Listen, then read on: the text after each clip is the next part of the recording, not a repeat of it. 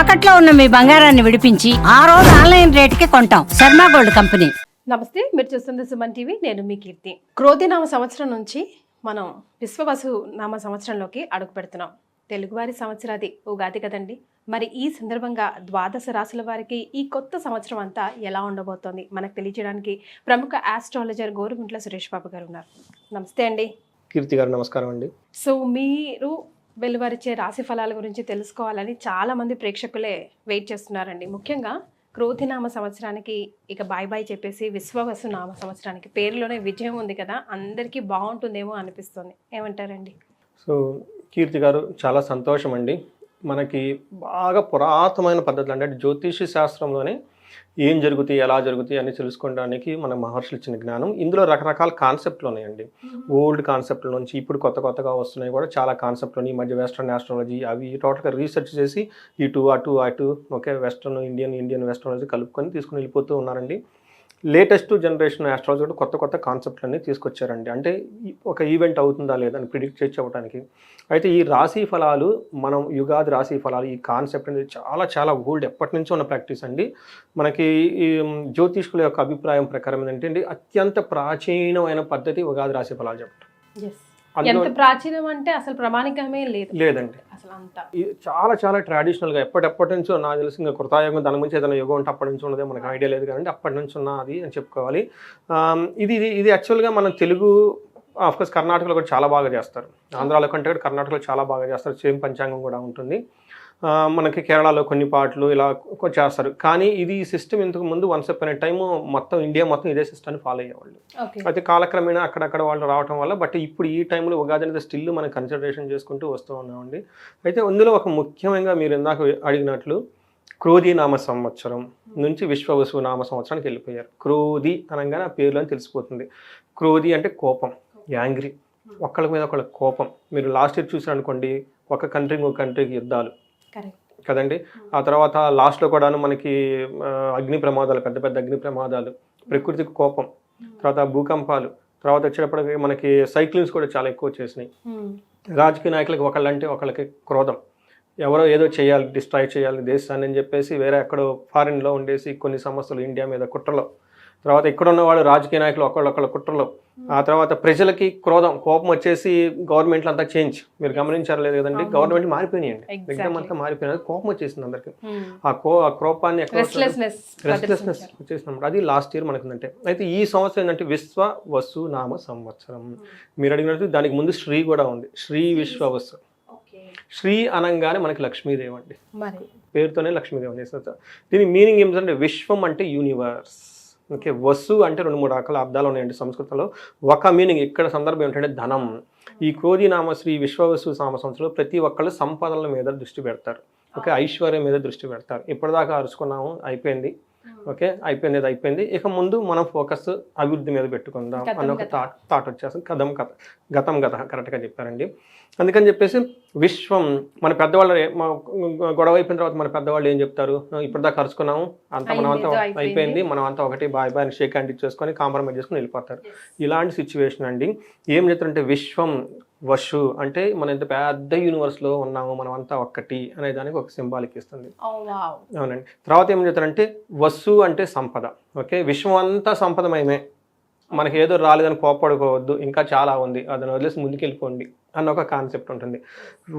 విశ్వ అంటే ఇంకొక మీనింగ్ కూడా ఉంది. వసు అంటే అందమైన అమ్మాయి, యంగ్ గర్ల్ అని కూడా చెప్తూ ఉంటారు అనమాట. ప్రపంచం అంతా బ్యూటిఫుల్గా ఉంది, ఎక్కడో ఏదో లేదని చెప్పేసి గొడవ పడవద్దు, అందరూ ముందుకెళ్ళాలనే ఒక సింబాలిక్తో ఈ శ్రీ విశ్వవసు నామ సంవత్సరాన్ని కాయిన్ చేసి మహర్షులు పెట్టారండి. దీని వెనక పురాణ గాథ ఏమిటంటే మనకి 60 సంవత్సరాలు ఉంటాయండి. ఈ 60 సంవత్సరానికి ఒక్కొక్క సంవత్సరానికి ఒక్కొక్క పేరు ఉంటుందండి.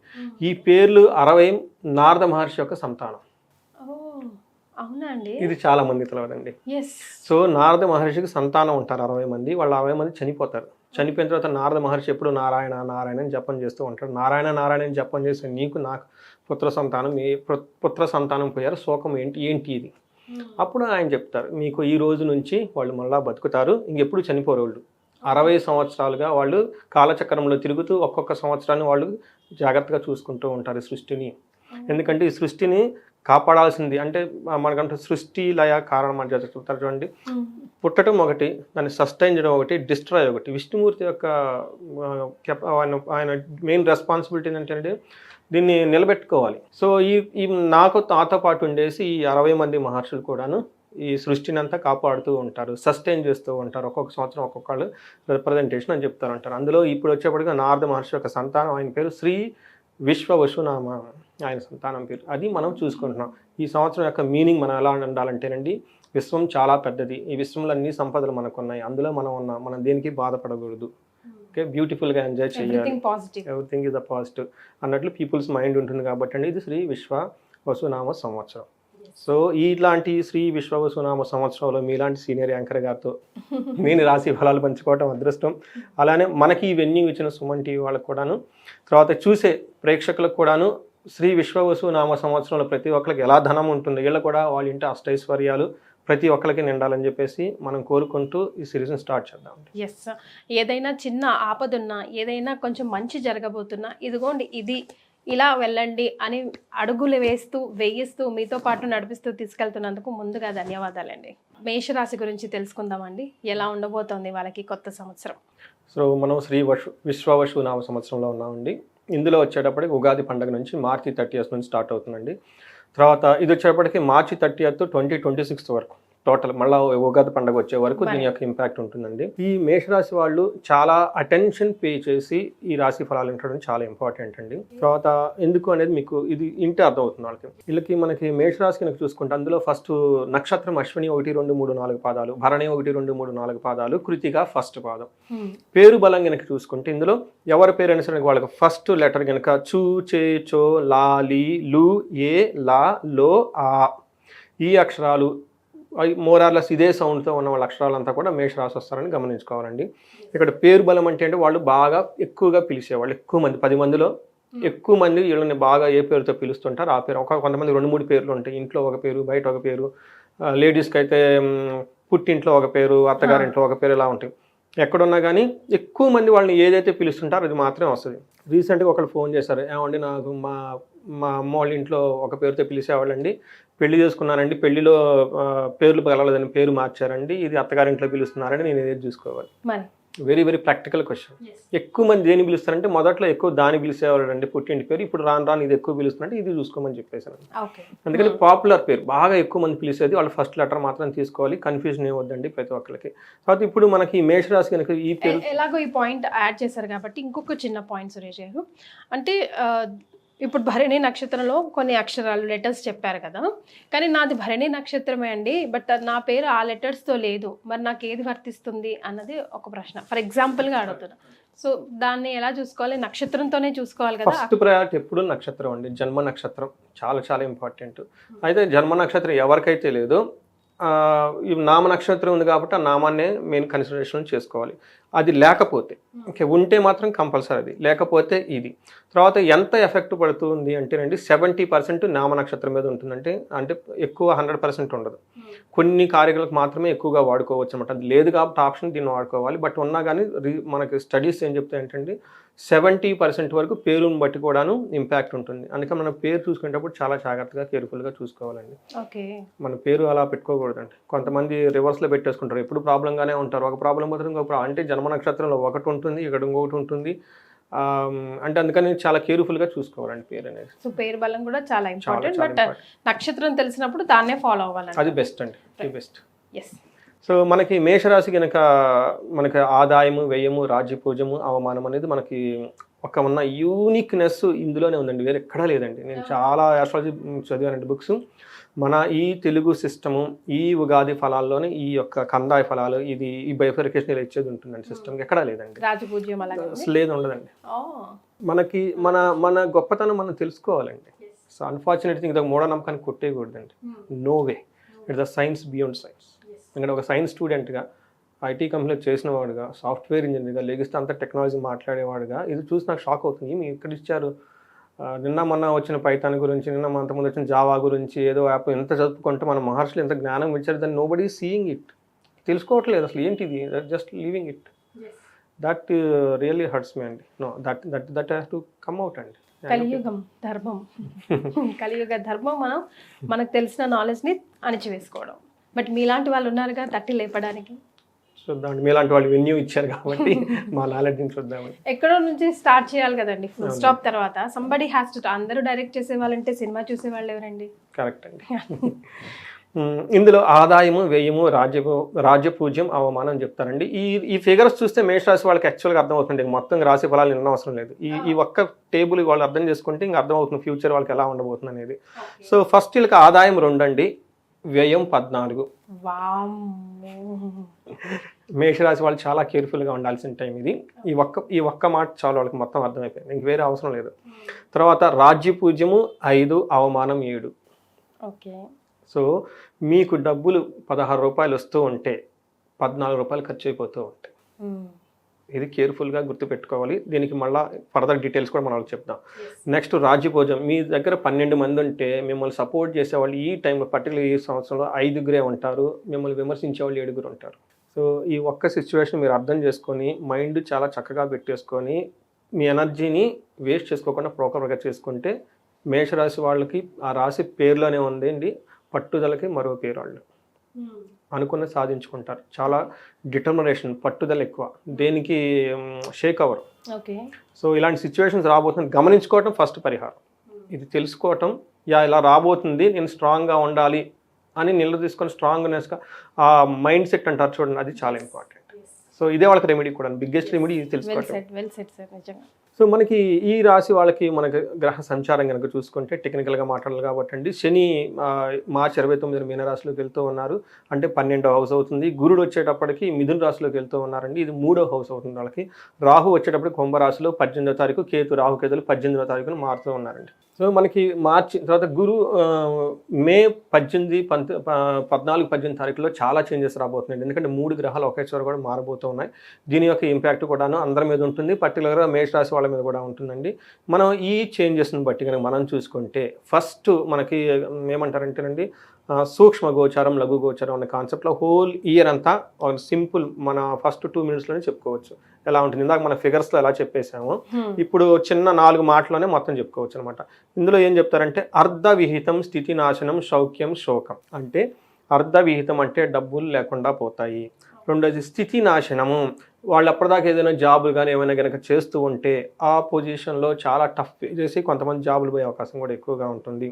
అంతేకాకుండా శోకం, ఎందుకంటే మనకి డబ్బులు రావటం లేదు, ఉన్న పొజిషన్ పోతుంది, న్యాచురల్గా మనకి బాధలు వచ్చేస్తాయి. అయితే వీళ్ళకి కొద్దో గొప్ప బాగా ఉపయోగపడిందంటే రాహు వీళ్ళకి సపోర్ట్ చేస్తూ ఉన్నారండి.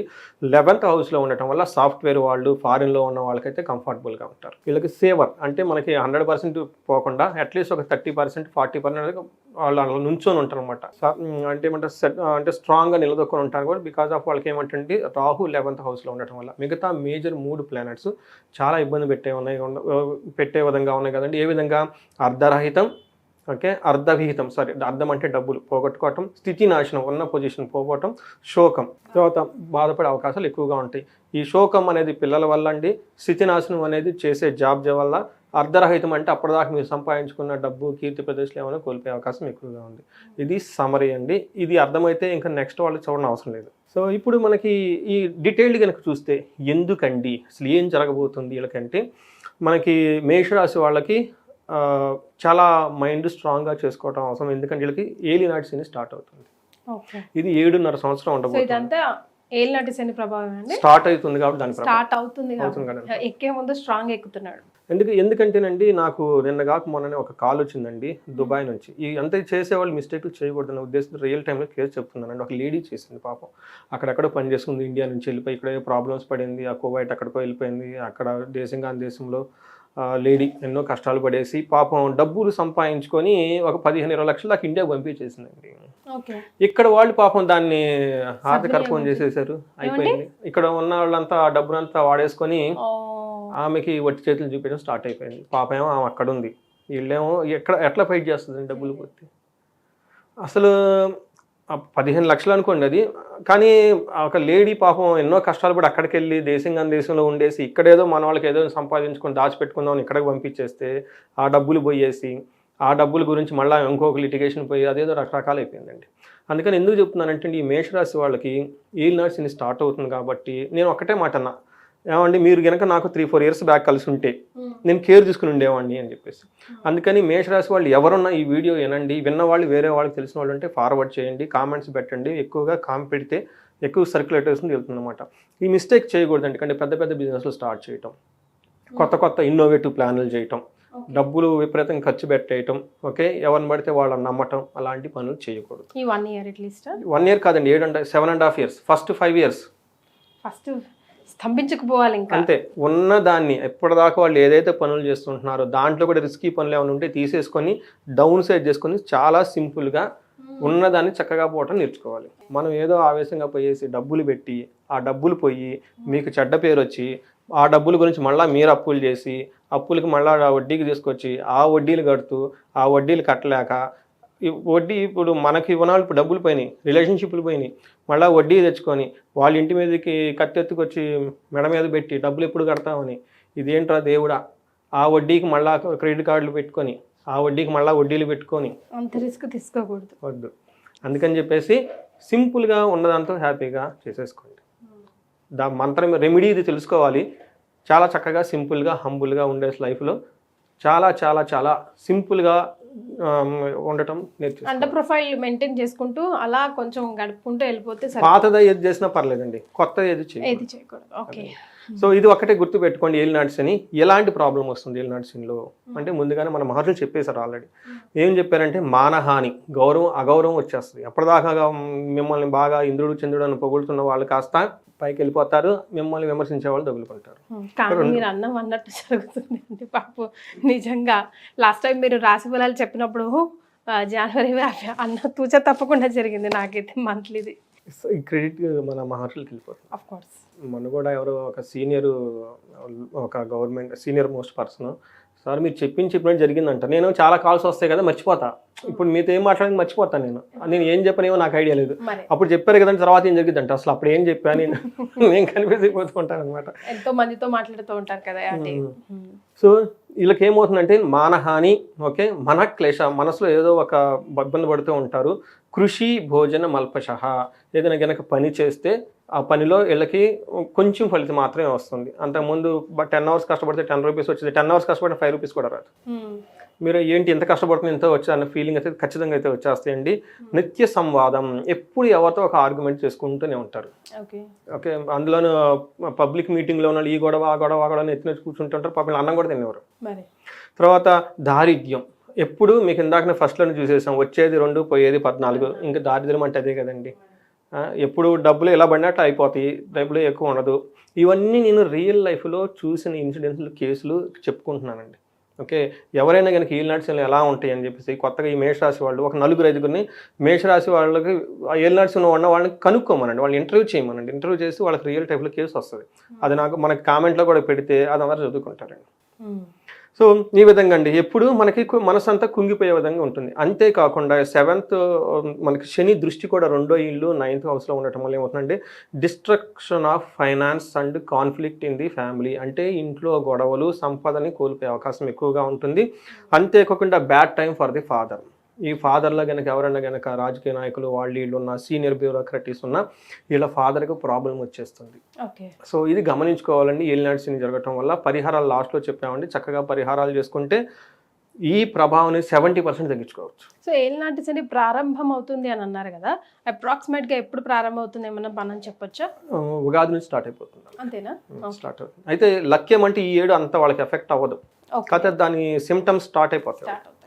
బట్ వీళ్ళకి వేరే ప్లానెట్స్ కాంబినేషన్ వల్ల ఫస్ట్ ఇయర్ కొంచెం బ్యాలెన్స్డ్గా వెళ్తుంది. అప్పుడు ఇది 7.5 years కదండి, ఫస్ట్లోనే ఇబ్బంది పెడితే అట్లా కొంచెం కొంచెం పెట్టుకుంటూ వెళ్ళిపోతాడు అనమాట శని. ఎందుకని జస్ట్ ఆ హీట్ ఇస్తాడు అనమాట.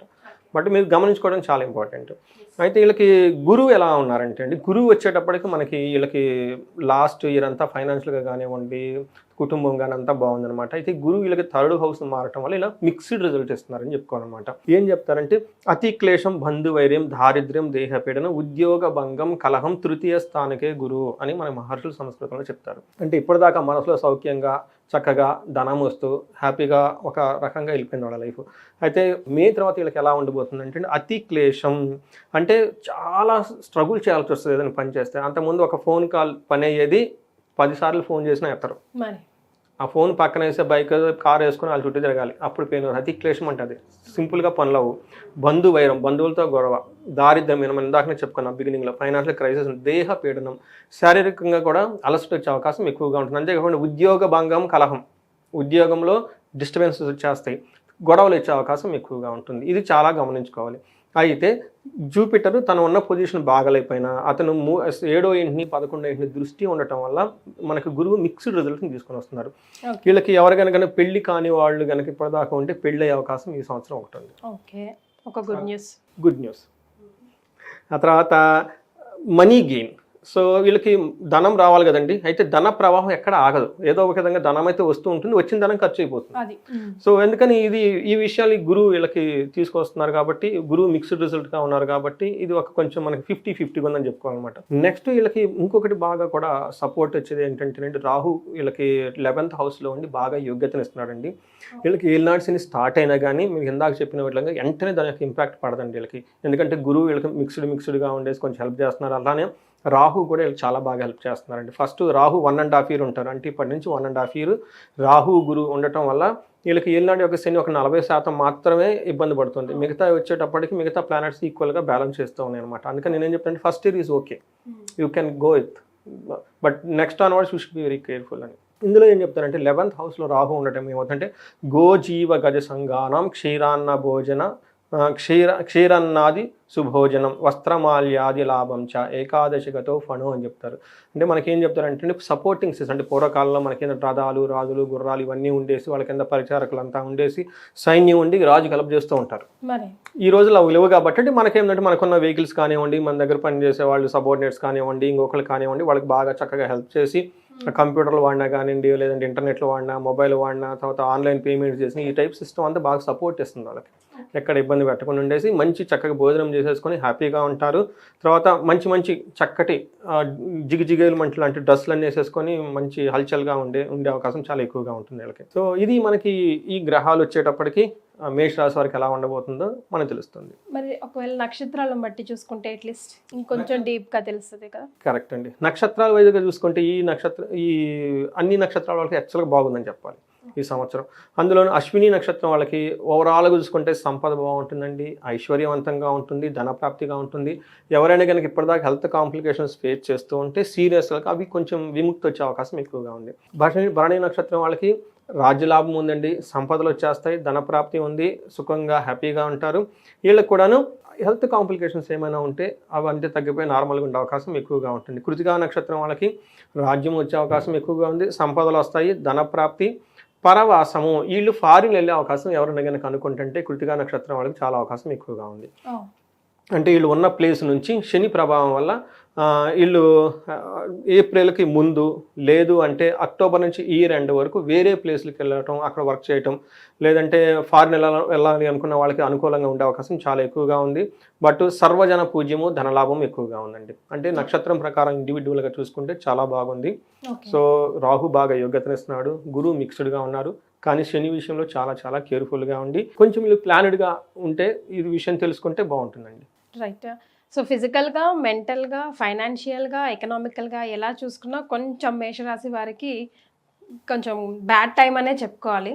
సో మరి వాళ్ళకి ఎలాంటి పరిహారాలు సూచిస్తే ఇందులోంచి వారు సునాయాసంగా ప్రయాణం కొనసాగించవచ్చు? వీళ్ళకి ఎక్కువగా చేయాల్సిందండి ఏలినాడ్సేనండి.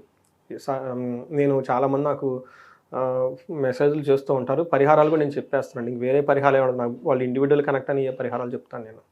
అందుకని చెప్పేసి ఇందులో ఉన్నాయో ఆల్రెడీ చెప్పేస్తున్నాం కాబట్టి ఇవి చేసేసుకుంటే సరిపోతుందండి. బట్ స్టిల్ ఇండివిజువల్ జాతకం కావాలంటే మనం కనెక్ట్ అవ్వచ్చు అనమాట. ఎందుకంటే ఓన్లీ పరిహారాల గురించి చేయటం అవసరం, చాలామంది మళ్ళీ వాటిగా చేస్తూ ఉంటారు నాకు. అందుకని ఇందులో పరిహారాలు ఫస్ట్ శనికి మీరు పరిహారాలు చేసుకోవాలి. శనికి పరిహారం అంటే శని పిప్పలాద స్తోత్రం అని ఉంటుందండి. ఇది 5-6 లైన్లు ఉంటుందండి, చిన్న శ్లోకం. ఉదయం సాయంత్రం సూర్యోదయం సూర్యాస్తమయంలో మనస్ఫూర్తిగా కనుక దాన్ని చదువుకుంటే శని బాధల నుంచి విముక్తం వస్తేనే శని మహాత్ముడే చెప్పాడండి. రెండోది వీళ్ళకి మనకి శని త్రయోదశి అని వస్తుందండి. ఎన్నిసార్లు శని త్రయోదశి అన్నిసార్లు చక్కగా శని నవగ్రహ దగ్గర గుడికి వెళ్ళిపోయేసి శని మూర్తి ఉంటాడు కదండి, మూర్తికి కనుక తైలాభిషేకం చేయడం చాలా ఇంపార్టెంట్. తర్వాత వీళ్ళు ఈలేనని ఎక్కువ సార్లు తిరుపతి శ్రీ వెంకటేశ్వర స్వామిని పాదయాత్ర ద్వారా కనుక అంటే మెట్లు మార్గంలో వెళ్ళేసి ఎక్కి వెళ్ళి కనుక వచ్చేస్తూ ఉంటే చాలా బాగుంటుంది. తర్వాత ఆ హనుమాన్ చాలీసా ఎక్కువగా చదువుకోవాలి, ఆంజనేయ స్వామి గుడికి ఎక్కువగా వెళ్తూ ఉండాలండి. ఇంతవరకు వీళ్ళు మ్యాక్సిమం చేసుకుంటే చాలా బాగుంటుంది. కొంతమంది బాగా తీవ్రత ఉన్నవాళ్ళు వీళ్ళకి మనకి తిరునల్లారు అని చెప్పేసి మనకి తమిళనాడులో ఒకటి శని మహాత్ముని యొక్క టెంపుల్ ఒకటి ఉంటుందండి. అక్కడ కనుక దర్శనం చేసుకుంటే చాలా వరకు బాధల నుంచి ఉపశమనం వచ్చేస్తుందండి. ఇవి కొన్ని అండి. ఇంకా ఆ తర్వాత వాళ్ళకి ఇంకేదైనా ప్రాబ్లం కానీ ఏదైనా ఉంటే కనుక హోమాలు అవన్నీ చేయించుకోగలిగితే మన్యు పాశుపత అభిషేకం కానివ్వండి, ప్రదోషకాలంలో హోమం కానీ కనుక చేసుకుంటే ఏదైనా కనుక పీడలుండి శత్రుబాధ ఎక్కువ ఉండి, లేదంటే కొంతమంది మీ దగ్గర నవ్వుతూ హ్యాపీగా ఉండి మీ వెనక బ్యాక్ ఫైట్ చేసేవాళ్ళని, నమ్మకం ద్రోహం చేసేవాళ్ళు, ఇలాంటి వాళ్ళు భరతం పడటానికి అయితే మాత్రం మన్యు పాశుపత హోమం చేసుకుంటే అద్భుతంగా పనిచేస్తుందండి. Right. So life is all about ups and downs. Ups ఉంటాయి, డౌన్స్ ఉంటాయి. ఈ 7 years కొంచెం గట్టిగా కష్టపడితే ముందే ఎలాగో తెలిసిపోయింది బ్యాడ్ టైం అని, కాబట్టి దానికి అనుగుణంగా మీరు చెప్పిన పరిహారాలు పాటించుకుంటే బాగుంటుంది. అంతే కదండి. Thank you so much. ధన్యవాదాలు. ధన్యవాదాలండి.